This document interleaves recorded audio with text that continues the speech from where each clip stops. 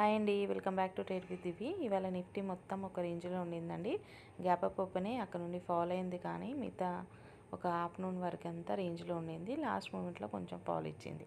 So రేపటి Nifty ఎలా ఉండబోతుందో చూద్దాము. ఇక్కడ మనకు సపోర్ట్ వచ్చేసి 24,700 అండ్ రెసిస్టెన్స్ వచ్చేసి 24,920 అండ్ 24,852 రెసిస్టెన్స్ ఉన్నాయి.